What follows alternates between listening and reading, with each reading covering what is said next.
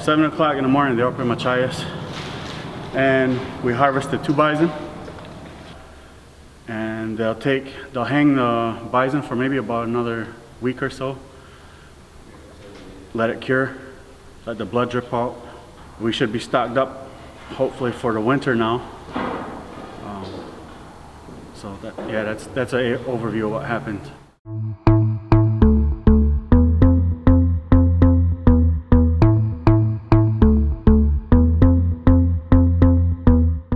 Oh yeah? Yeah. Want to tell them what you're all about? Your life story? Okay, now we screen up. Hands up. I'm going to show you around. Right here, we have our bison, which is grass-fed, and we have all our nutrition benefits and everything all posted on here. We have our prices, and we have our cuts up top. We have our bison roast, our breakfast sausage, our tenderloin, our rump roast, sirloin, soup bones, and right here we have our grapes right here. Right here we have cherry tomatoes. These are heirloom. And right here we have kale, and we have peppers also from our own garden. We have cucumbers from our own garden, and we have patty pans. Our maple syrup that we have right here, which we also do every single year. You know, I encourage you guys all to come up and, you know, help out and start planting yourselves, you know. White on you and just put in to na agyo.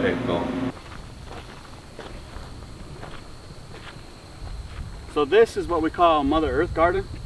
So in the top here, this is the head up here. We planted tobacco. They call that mind medicine. So we put that in the head, and then in the breasts are corn for sustenance, and then in the womb we grew we put squash. In the arms we planted beans, and we also planted them in the legs. And then they say for the feet you can use Jerusalem artichokes, but at the time we didn't have Jerusalem artichokes, so we put in sunflower. We've been selling these in the market. People don't know what these are, so we've been doing little taste tests when people come in too, just to get them familiar with what a patty pan is. But these are different Iroquois bean varieties. The first ones are bear paws, and we started to pick those already. But you can tell the bear paws because they have that beautiful reddish orange flower on them.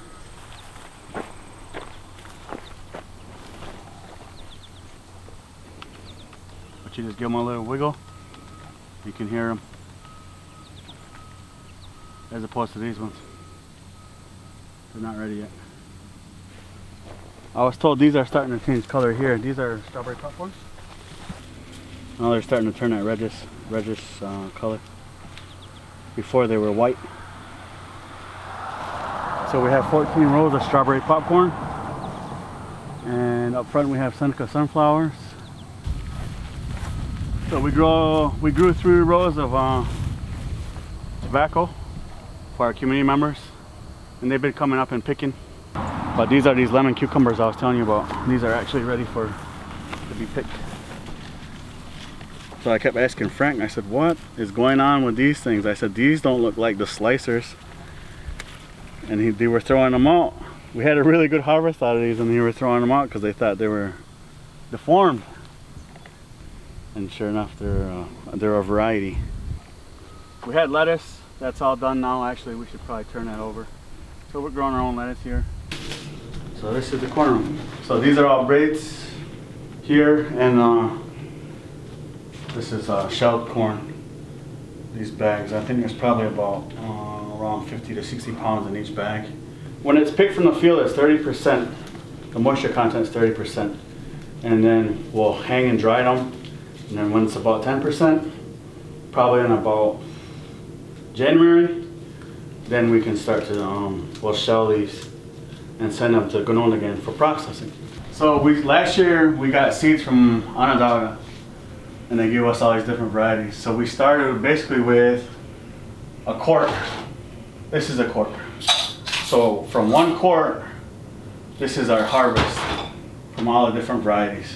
So the different varieties we have here, these are skunk beans, and these are a favorite for chili. They're called cranberries. They plump up. They call these genocidae. In the language that means burnt house, village. Here's yellow-eyed oneida, or they call these Gakwi beans. And these are cornbread beans. Similar to the corn soup beans, but they're mainly red. Now I've heard these ones called bird egg. And I've also heard these ones called rattlesnake. But these are those strawberry popcorn I showed you out there. That's what they look like when they're fully mature. And just like regular popcorn, it'll pop open and you can eat them. This is supposed to be real old. They call this grandfather corn. It's supposed to be over 1,000 years old. We have different corn varieties up here. Different Iroquois variety of corn. This is actually what they call Seneca Chief sweet corn.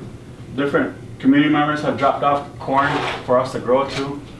So this is called Hekawa. We're going to be putting that in soon too. So after we take the ears off, we'll keep our husks. And people have been asking for our husks, so community members will come up. So this is what's left of our maple. We did these nice big bottles. So as you can see, there's enough light down here. This is beginning of the season versus the end of the season.